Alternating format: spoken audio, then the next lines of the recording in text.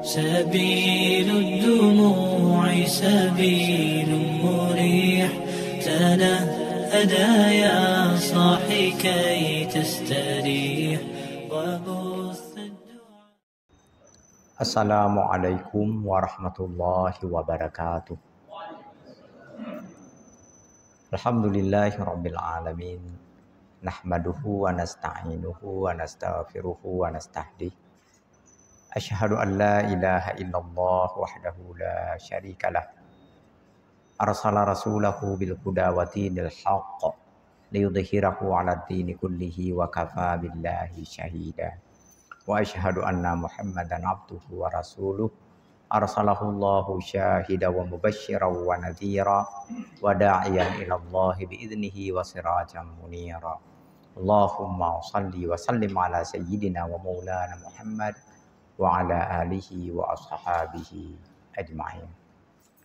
Yang pertama, mari sama-sama kita memasang niat untuk beriktikaf di dalam masjid mulia ini sambil menantikan waktu salat isya berjamaah. Dan iktikaf ini kita isi dengan kegiatan tafaqquh fiddin, memperdalam pengetahuan agama.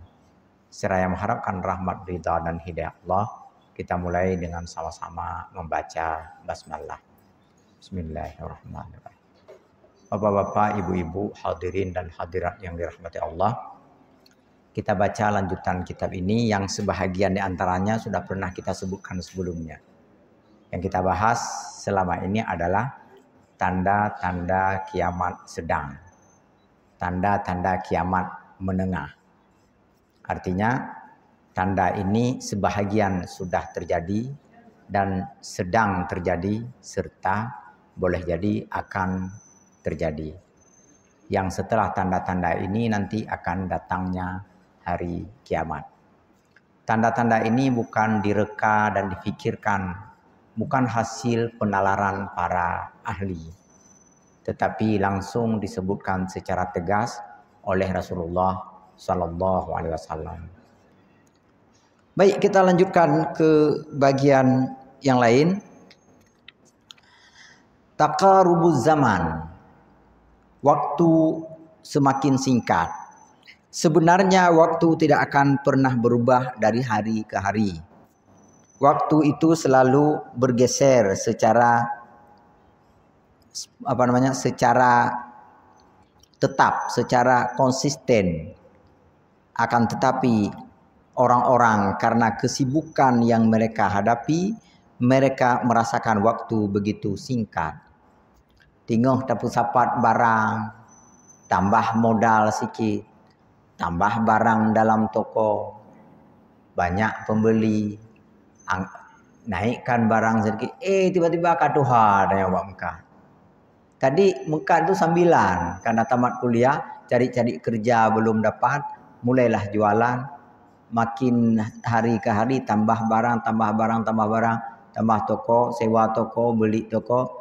Tiba-tiba udah tua, mati.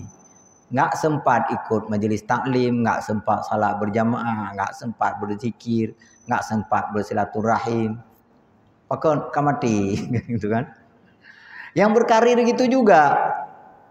Direkrut jadi PNS, jadi pegawai, tiap hari pakai baju rapi, ikut apel pagi, buat finger pagi, buat laporan kinerja setiap saat. Lalu naik golongan menjadi 3A, 3B, 3C, 3D, dipromosikan dapat jabatan eselon 4, dari eselon 4 ke eselon 3, mati. Waktu mati teringat, ya Allah, mati lagi, kan? Padahal udah 30 tahun dia bekerja. Dia nggak nyangka seperti itu. Sibuk ngejar-ngejar Satya Lencana tadi, sibuk ngejar-ngejar eselon tadi. Tiba-tiba mati, waktu mati baru teringat. Coba kalau kemarin tuh sempat ke Alfitrah 1-2 kali misalnya kan. Sempatlah ikut-ikut pengajian, sempatlah itikaf. Nyoka aku mati duluan, belum sempat apa-apa. Harta udah banyak sebenarnya, gaji udah besar, tetapi belum sempat juga sedekah. Kenapa? Karena itu tadi, untuk keperluan naik karir lagi, perlu perjalanan, perlu pendekatan, perlu bermacam-macam yang harus dilakukan. perlu pelatihan, mengikuti sejumlah jenjang pelatihan, PIM 1, PIM 2, PIM 3, PIM 4 kalau ada, kan? Akhirnya habis riwayat di situ. Barulah saat mati seseorang, hampir semua orang kata Imam Ibnu Jarir At-Tabari melafalkan kalimat yang diabadikan oleh Allah dalam Al-Quran. Laula akhartani ila ajalin qarib fa asaddaqa wa akum minas salihin. Kata Ibnu Jarir At-Tabari, ini Allah menyatakan hampir semua orang akan mengatakan begini waktu mau mati. Ya Allah, tunda sedetik aja lagi. Saya akan menyampaikan wasiat untuk mewakafkan seluruh atau sebagian harta saya untuk kepentingan umum. Ya Allah, tunda sebentar aja. Satu kata saja. Seandainya ditunda oleh Allah, maka orang yang mau mati di dalam sekarang itu akan dia ngomong pada anaknya, nak, harta ayah ini separuh untuk kalian bagi-bagi bersama, separuh lagi wakafkan. Gunakan untuk kepentingan umat. Tapi itulah Allah tidak mau menunda-nunda. La yastakhiruna sa'atan wala yastaqdimun. Maka bagus sekali kalau ada anak yang bijak, anak yang cerdas. Ketika ada orang tuanya mewariskan sejumlah harta, mereka sepakat untuk mewakafkan sebahagian harta orang tuanya itu atas nama orang tuanya yang baru meninggal tersebut. Jadi takarubuz zaman, waktu sangat singkat. Padahal waktu nggak singkat, cuma karena berbagai kesibukan yang dijalani oleh manusia sehingga terasa waktu begitu cepat berlalu. 63 ayam tikar ruwaidah. Orang-orang dungu menjadi juru bicara. Yantika ini bertutur, ar-ruwaidah ini istilah yang nanti diberikan penjelasan sebagai orang dungu. Al-aslu ayyakunal mutahadditsa 'anin nasi al-mu'abbari anhum huwal insanul aqilul hakimul fasih. Pada dasarnya orang yang menjadi juru bicara kepentingan umat adalah orang-orang yang cerdas, yang dapat memahami semua kepentingan umat dan dapat memahami berbagai perubahan situasi dan kondisi, dapat mencermati segala situasi yang ada di sekitarnya. Itu pada dasarnya begitu. Itu yang menjadi representasi umat, itu yang mestinya menjadi anggota legislatif, itu yang menjadi wakil rakyat, yang merasakan apa yang dirasakan oleh rakyat, yang berpikir untuk kepentingan rakyat, yang tahu apa yang paling bagus untuk masyarakatnya. Ini pada dasarnya seperti itu. Wa sayati zamanun yafsudun nas. Akan datang suatu masa manusia nanti rusak. Rusak akalnya, rusak pikirannya, rusak cita-citanya, rusak pengetahuannya, rusak hobinya. Fayakunul mutahadditsu bismin nas al-mu'tabaru anhum huwar ruwaidah. Pada saat terjadi rusak itu, maka yang terpilih menjadi juru-juru bicara rakyat adalah ar-ruwaidah. Wa huwa rajulul tafatus safi. Ar-ruwaidah itu adalah orang-orang yang rendah kemampuan menalarnya. Tapi kok bisa terpilih menjadi juru bicara umat? Pasang pamflet kan? Selamat Idul Fitri. Selamat Idul Adha. 1 Muharram. Kita kuningkan Banda Aceh. Kan? Macam-macam lah bahasa yang dibuat. Saya pernah dulu sebelum saya sakit, mungkin karena mereka mendengar ceramah di Masjid Abitur Rahman, Ketua KIP Aceh memanggil saya. Tapi memanggil bukan dalam arti marah, bukan. Jadi mereka mengundang semua ketua-ketua partai di tingkat provinsi, semua ketua, tapi nggak semua datang. Itu ada yang sekum yang datang, ada yang wakil ketua yang datang. Dibuat pertemuan di asrama haji, puluhan orang pengurus partai lah di jajaran provinsi untuk silaturahim, untuk membangun kesepahaman agar tidak terjadi percekcokan antar partai karena suhu politik sudah semakin panas menjelang pemilu. Waktu itu Prabowo Sandi dan Jokowi Ma'ruf makin tajam, jadi dipanggilnya saya. Panggil itu saya sampaikan isi pengajian sedikit, mungkin sekitar 10 atau 15 menit. Kemudian dilanjutkan dengan tanya jawab. Dalam tanya jawab itu ada satu orang, nggak usah saya bilang orangnya, Bapak Ibu kenal semua. Apa katanya? Ustaz, kenapa selalu menohok kami dalam ceramah-ceramahnya? Saya bilang, saya apit awi, saya bilang. So yang genongnya mati. Maksudnya saya sedang bermain itu orang yang apit awi apa namanya, Pak? Bahasa Indonesia. Ada rotan yang diputar-putar itu. Siapa yang kena lah, itu kan bukan urusan saya lagi. Yang kena itu kan yang melakukan kekeliruan dan kesalahan. Saya katakan waktu itu, macam mana nggak kena? Itu sekali pasang pamflet di kampung di depan Masjid Oman itu kan belasan juta waktu itu. Sekarang udah puluhan juta. Belasan juta untuk 14 hari kan, untuk 2 pekan. Tapi apa isinya? Saya gambar buah hidung bebeno, mata bebeno, apa pesannya, apa manfaatnya bagi masyarakat? Coba satu kata saja, ayo tunaikan salat di awal waktu. Itu jauh lebih bermanfaat bagi rakyat. Atau kurangi merokok. Atau disiplinlah dalam berlalu lintas. Atau hormatilah orang tua. Muliakanlah guru. Saya calon anggota DPR dari partai ini mengajak masyarakat Aceh untuk menghormati orang tua. Apa salahnya itu?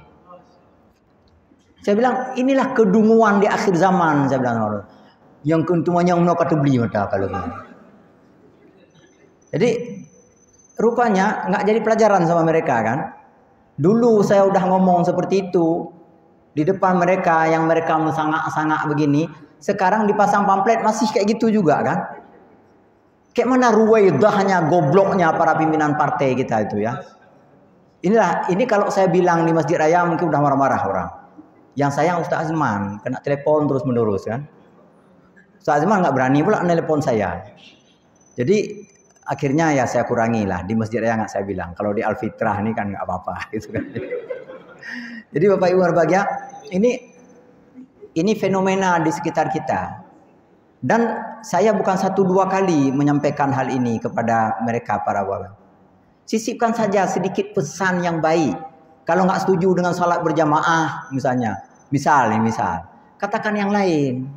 Katakan jaga lingkungan, jangan buang sampah di sedikit saja udah cukup tuh. Jadi uang yang puluhan juta mereka habiskan itu ada manfaat bagi rakyat, nggak sia-sia. Daripada cuma pede buah hidung biraya kan sia-sia sekali habis uang itu. Cuma persoalannya bukan mereka saja, rakyat pi galak yang lagi nyancit. So salah mah. Jadi sebelah dua belah antara rakyat dengan wakilnya. Tetapi sekali lagi bahwa kita punya kewajiban untuk mencerdaskan rakyat dan wakil rakyat agar terjadi kompetisi atau persaingan secara cerdas. Siapa di antara mereka yang bisa menawarkan gagasan paling bagus, maka rakyat akan memilih orang yang menawarkan gagasan yang paling bagus itu. Jadi bukan kepala kerbau yang muncul, bukan Ka'bah yang tampil, bukan gambar warna ini merah, kuning, hijau di langit yang biru dan segala macam. Bukan itu lagi yang diperlukan. Baik, saya baca hadisnya begini. Innaha qala Rasulullah an Abi Hurairah anna Rasulullah sallallahu alaihi wasallam qala innaha sata'ti 'alan nasi sinnuna. Akan datang kepada manusia sejumlah tahun. Khuda'atun, penuh dengan tipu muslihat. Akan datang kepada manusia nanti sejumlah tahun yang di dalamnya penuh dengan tipu muslihat. Penuh dengan kebohongan. Yusaddiqu fihal kadzib wa yukazzibu fiha shadiq. Di saat penuh kebohongan itu, orang-orang bohong dikatakan jujur. Dan orang-orang jujur dibalik dikatakan bohong. Orang-orang yang amanah, yang terpercaya dituduh sebagai pengkhianat. Para pengkhianat dianggap sebagai pahlawan. Bapak Ibu, pembohong itu memiliki kepentingan. Cuma yang dibohong, apa senangnya? Jadi akhir zaman ini penuh dengan kebohongan, pembohong banyak, yang kena bohong lebih banyak lagi. Maksudnya pembohong suka karena dengan kebohongannya dia mendapatkan keuntungan. Yang kena bohong pun juga sangat suka. Aneh kan? Aneh sekali. Yakzib wa yukzab wa yuhibbu ayyukzab. Ada yang bohong, ada yang kena bohong dan suka dibohong-bohongi. Kenapa bisa seperti itu? Inilah akhir zaman. Aneh, ganjil. Saya ketika membaca hadis ini 20 tahun lalu bingung saya. Apalah artinya ini? Saya tanya sama Ustaz, Ustaz pun nggak mau jawab. Saya juga nggak paham, Ustaz. Kita baca aja dulu. Saya buka syarah-syarah juga nggak paham. Sejak ada ponsel ini diajarin oleh ponsel. Apa diajarin oleh ponsel? Saya lihat seseorang foto di depan Masjid Raya. Foto. Dia upload di Facebook. Lalu dikomentari oleh orang lain. Oh, Mas, umur 17 tahun. Senang kami, terima kasih. Barakallah fi. Itu kan kena bohong dia. Ya kan? Saat dibohongi dibilang usia 17 tahun, dia terima kasih, barakallahu fi. Coba bayangkan. Padahal waktu tahu ciduh Tuhan. Lagi umur 71 kan 17 tahun kan. Tapi dia senang sekali dibilang 17 tahun. Kan? Inilah yuhibbu ayyukzab. Senang dibohongi. Makanya 20 tahun lalu saya nggak paham hadis ini. Ustadz saya pun nggak paham, ya udah sama-sama nggak paham. Yang penting hafal aja dulu. Nanti satu saat kalian paham. Alhamdulillah saya sudah paham. Beliau sudah meninggal dunia. Jadi saya sudah paham sekarang. Tapi yang memberikan pemahaman kepada saya bukan lagi seorang ustadz, bukan lagi seorang guru, tapi sebuah ponsel, sebuah program Facebook itu. Bukan hanya itu. Coba bapak ibu buka Facebook, itu hampir setiap hari orang menyampaikan kebohongan-kebohongan. Ada sebuah pernyataan bilang, duh puitisnya, duh manisnya kalimat-kalimat yang bapak ibu keluarkan. Lalu dikomentari. Ketika dikomentari, yang kena komentar ini senang luar biasa. Padahal kalimatnya bahasa Indonesianya keliru, pemilihan diksinya salah, subjek dan predikat nampak menduga-duga. Dibilang sangat puitis kayak karya Khairil Anwar. Wih, senangnya luar biasa itu. Ini dibohongi tapi senang luar biasa. Nah, inilah fenomena akhir zaman. Sekali lagi, ini dalam konteks di bawah judul Ayyam Tikarwaidah. Belum sampai ke situ. Yu'tamanu fihal kha'in wa yuqawwinu fihal amin. Orang-orang yang menjalankan amanah dianggap sebagai pengkhianat. Dan para pengkhianat dianggap sebagai pahlawan. 30 tahun lebih atau 40 tahun lebih dalam benak kita yakin PKI itu pengkhianat negara. Bukan hanya tahun 65 yang itu dituduh sebagai rekayasa Pak Harto, tetapi tahun 48 PKI sudah duluan memberontak. Tahun 20-an PKI juga memberontak, dan dalam berbagai pemberontakan itu banyak sekali nyawa melayang. Banyak sekali darah mengalir. Banyak sekali orang-orang para santri dan kiai dibunuh dengan kekejaman mereka karena menghalangi kepentingan-kepentingan mereka. Bukan hanya di Indonesia, di Malaysia juga seperti itu. Yang namanya Partai Komunis. Di Phnom Penh, di Kamboja, dan di beberapa negara lain, di Cina dan segala macam, banyak sekali orang mati oleh gerakan-gerakan komunisme internasional itu. Termasuk di Suriah, Yaman, di negara-negara Islam, Tunisia, dan sebagainya. Tetapi belakangan kan, orang-orang sudah mulai berpikir agar negara memohon maaf kepada para korban kekerasan PKI. Pada PKI-nya malah kan, kepada anggota atau keluarga keturunan orang-orang PKI-nya. Kan digeser ya, diputar kan. Orang-orang yang memegang amanah dituduh pengkhianat. Para jenderal yang katakanlah menegakkan kebenaran membela NKRI dituduh telah melakukan pembunuhan, kekejaman, pelanggaran HAM terhadap orang-orang PKI. Sedangkan para pengkhianat yang PKI itu dianggap pahlawan. Negara harus meminta maaf kepada mereka. Bagaimana diputar balikkan fakta? Inilah fenomena akhir zaman. Belum sampai ke puncaknya, wayantiqu fiha ruwaidah. Dan nanti di akhir zaman, selain dari membenarkan orang membenarkan, menganggap jujur orang bohong, menganggap bohong orang jujur, menuduh pengkhianat kepada orang yang memegang amanah, dan menganggap pahlawan kepada para pengkhianat. Dan terakhir yang kelima adalah yantiqu fiha ruwaidah. Yang menjadi juru bicara nanti adalah ar-ruwaidah. Qila, ada yang bertanya kepada Rasulullah, ya Rasulullah, wa ma ruwaidah? Wahai Rasulullah, apa itu ruwaidah? Rasulullah menjawab, as-safihu yatakallamu fi amril ammah. Ar-ruwaidah adalah orang bodoh tetapi berbicara untuk kepentingan umat. Dia enggak mampu berfikir. Hidup belum dalam jam punggung kalau duduk di kursi DPR itu dah tertidur. Enggak percaya, tanya sama kawan-kawan yang anggota DPR. Satu di antara teman saya, teman satu kelas dulu di SD, Sanawiyah sampai tingkat aliyah. Mungkin Ku Faisal kenal, Muhammad Najib yang tamat Besar Ulum juga. Itu sekarang kerja di sekretariat DPR. Kalau saya minta foto sekali dua kali dulu, tapi sebelum dia punya jabatan di sekretariat DPR, mau dia kirim ke saya sekitar 1 atau 2 tahun lalu. Macam mana perilaku anggota DPR kita di Senayan? Begitu duduk gini terus. Jadi mereka hanaso, kepalanya itu nggak berisi. Ya, sepanjang hari mereka yang bisa cuma tidur. Jadi datang, duduk, duit, apalagi tidur terakhir. Tetapi mereka lah yang menjadi representasi umat, mereka yang menentukan haru birunya keuangan di negeri ini. Mereka yang menentukan segala macam ya kepentingan-kepentingan rakyat. Inilah yang disebut dengan wayang tikur waydah. Orang-orang yang bodoh tetapi dia ngomong atas nama kepentingan rakyat.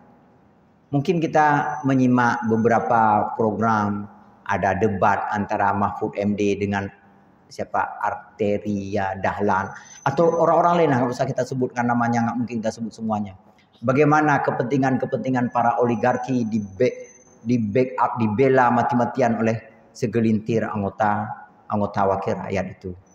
Sangat bukan hanya menyedihkan tetapi memuakkan. Tapi ini sekali lagi sudah diramalkan oleh Rasulullah, wa ma yantiqu anil hawa in huwa illa wahyu yuha. Tak sembarang ngomong Rasulullah itu, selalu dibimbing oleh Allah. Allah Maha tahu tentang masa depan kehidupan umat manusia. Sebahagian dari ilmunya Allah itu diberikan kepada beliau, lalu beliau berikan kepada umatnya, kepada kita, supaya kita insaf, supaya kita menyadari bukan untuk mengetahui dan melihat-lihat orang, bukan untuk mengukur, menakar dan menilai-nilai orang, tapi kita berdoa semoga bukan kita yang seperti itu, bukan kita yang menjadi ruwaidah itu, bukan kita yang tadi membenarkan pemimpin-pemimpin yang salah, mendukung pemimpin-pemimpin yang zalim. Semoga bukan kita.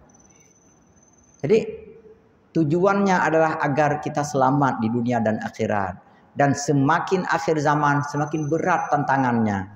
Di zaman kita kecil dulu, zaman saya Pak Wahyu kecil mungkin, tahun 70-an awal, 75, 76, 77. Ngaji Quran aja, alih, ba, ta, sa, masailal, muhtadil, ikhwanin, muhtadin. Jika ditanya orang kita, selamat, je dengung melasa, pimpin doa. Nggak pernah berbuat kejahatan. Nggak terlibat di dalam macam-macam. Sekarang, yang hafid 20 juz yang jadi pendeta hari itu kan pernah kita, siapa namanya saya lupa, dia hafiz pernah juara MTQ tahfidz di tingkat provinsi, lalu berubah menjadi pendeta, menjadi penginjil, kemudian juga menghafal sejumlah hadis, pepatah-pepatah Aceh. Pada saat dia menjadi penginjil sangat mempengaruhi orang, sangat mudah mempengaruhi orang. Dia pakai bahasa Aceh, pepatah-pepatah Aceh. Daromgop dengan bajo, dirom getanyo dengan nugah, daromgop dengan tumpok, dirom getanyo dengan badah. Itu adalah ajaran dari Yesus Kristusnya, baik ke mengapam dan apa gitu. Jadi anak-anak Aceh cepat sekali memeluk agama Islam. Kenapa? Karena disampaikan dengan bahasa ibunya, disampaikan dengan budaya Aceh, disampaikan dengan kebiasaan dan kearifan-kearifan masyarakat Aceh selama ini. Daduk barunya mulasah, dak pegah-pegah ke Allah Ta'ala, daduk barunya gereja, dah haba-haba ke Yesus Kristus. Boleh dibalik-balik dia bercakap, berpatok, berpantun. Lalu nanti terakhir pertemuan dia baca doa. Baca doa dalam bahasa Arab dia baca doa. Allahumma fili dunubi wal walidayya. Wahai Tuhan Bapa, ampunilah orang tua kami. Pokoknya udah dicampur-campurnya agamanya. Dan sekali lagi Bapak Ibu lagi ya, udah ribuan anak-anak Aceh menjadi pemeluk agama Islam. Apalagi dibuat lagi terjemah Al-Quran dalam bahasa terjemah Injil dalam bahasa Aceh berpantun berirama. Buku-buku gurindam bahasa Aceh itu sekarang diterbitkan, dibagi-bagi, banyak sekali pokoknya yang dilakukan. Yang mau saya sampaikan apa? Dulu kita dengan Masailal Muhtadin saja untuk ke Munasah nggak payah disuruh lagi, gitulah kira-kira. Hari Jumat posiblah kalau mana nih. Hanya ngaji perukunan, ngaji Masailal kitab Melayu, ono nalipi. Sekarang segini tebal kitab dah dia hafal, tetapi bisa saja terjebak ke dalam kejahatan. Apa artinya? Artinya tantangan akhir zaman jauh lebih berat dibandingkan tantangan-tantangan dulu. Jadi kita telah berhasil dibuat seperti ini oleh orang-orang tua kita. Mestinya kita juga memiliki tekad yang sama dengan orang tua kita. Minimal anak dan cucu kita tetap seagama dengan kita. Kalau kita meninggal nanti, kita berharap doa dari mereka. Hari-hari pertama mereka membaca sama dia untuk kita. Tapi kalau sudah berbeda agama, hari-hari pertama kita di dalam kubur di sana ditanya oleh malaikat Munkar dan Nakir, marabuka, anak kita ambil gitar satu di gereja tua katanya. Jadi coba bayangkan Ibu, kayak mana tidak pastinya begitu mencemaskan tentang masa depan kita kelak. Maka sekali lagi bahwa pelajaran-pelajaran dari Rasulullah ini supaya kita terhindar dari ganasnya, rumitnya, ekstrimnya kehidupan di akhir zaman ini. Mudah-mudahan ada manfaatnya. Lebih kurang saya mohon maaf. Semoga Allah ridai i'tikaf dan tafakuh fi din kita dan memanjangkan usia kita untuk dapat melanjutkan pengajian ini di pertemuan-pertemuan berikutnya. Subhanakallahumma bihamdika asyhadu an la ilaha illa anta astaghfiruka wa atubu ilaik. Wassalamualaikum warahmatullahi wabarakatuh.